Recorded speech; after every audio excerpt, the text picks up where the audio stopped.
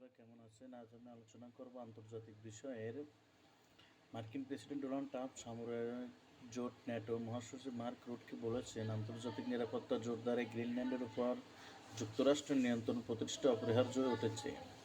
আপনি জানেন মার্ক, আমাদের একটি দরকার আন্তর্জাতিক নিরাপত্তার জন্য। কেবল নিরাপত্তা না, আন্তর্জাতিক নিরাপত্তা। জনপ্রিয় অনেক খেলোয়াড় উপকূল জুড়ে ঘুরে বেড়াচ্ছে, আমাদের সাবধান থাকতে হবে।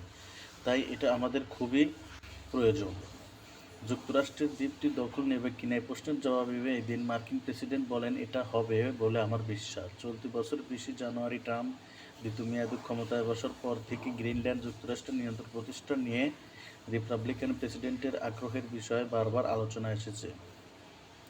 গ্রিনল্যান্ড নিয়ে ট্রাম্পের সর্বশেষ মন্তব্য তাৎক্ষণিকভাবে প্রত্যাখ্যান করেছেন গ্রিনল্যান্ডের বিদায়ী প্রধানমন্ত্রী। মার্কিন প্রেসিডেন্ট আবারও আমাদের অঞ্চলটি দখলে নেওয়ার কথা বলছেন, যথেষ্ট হয়েছে। ফেসবুকে দেওয়া এক পোস্টের প্রতিক্রিয়া বলেছেন, মোটে এগিয়ে দে। যুক্তরাষ্ট্র ট্রাম্পের দেওয়া বক্তব্য একেবারেই বেমানান। এই ধরনের পরিস্থিতি আমাদের অবশ্যই একসঙ্গে দাঁড়ানো উচিত, ফেসবুকে বলেছেন নেলসন।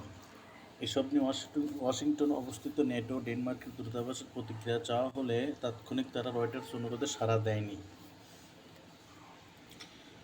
আর্কটিকের এই দ্বীপটি ভূ-রাজনৈতিক গুরুত্ব এবং এর বিপুল খনিজ সম্পদ যুক্তরাষ্ট্রকে আকৃষ্ট করেছে। ইউরোপ থেকে উত্তর আমেরিকা যাওয়ার স্বল্পতম পথ। আধা স্বায়ত্তশাসিত এই অঞ্চলটির অবস্থান, যা যুক্তরাষ্ট্রের ব্যালিস্টিক ক্ষেপণাস্ত্র সতর্ক সংকেত ব্যবস্থাপনার জন্য খুবই গুরুত্বপূর্ণ।